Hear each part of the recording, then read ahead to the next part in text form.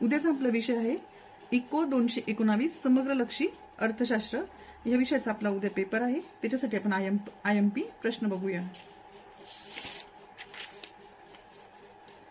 बॅकरेट धोरणावरील मर्यादा थोडक्यात विशद करा। प्रश्न 1, त्यातला 2 निव्वळ गुंतवणूक संकल्पना स्पष्ट करा। 3 बँकांचे प्रकार कोणते ते स्पष्ट करा। 4 पतपैशाच्या निर्मितीवरील मर्यादा थोडक्यात विशद करा। 5 नाणे बाजार घटक कोणते आहेत ते विशद करा।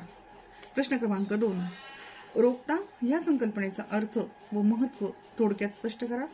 2 समग्रलक्षी आर्थिक धोरणे सामान्यपणे कोणत्या उद्देशाने राबविली जातात ते लिहा।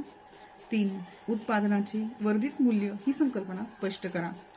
4 आदर्श पैसा ठरविण्यासाठी आवश्यक गुण कोणते ते स्पष्ट करा। 5 फिशरचे समीकरण आणि केम्ब्रिज समीकरण यातील साम्य व भेद स्पष्ट करा।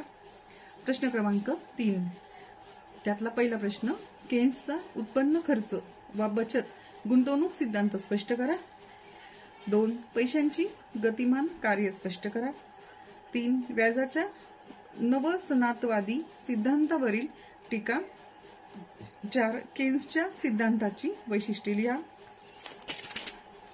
5 व्याज संकल्पना व दृष्टिकोन स्पष्ट करा।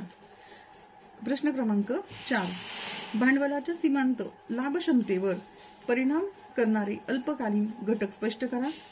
2 गुंतवणुकीच्या निर्धारणाविषयी सनातवादी व अभिमतपंथी विचार थोडक्यात लिहा।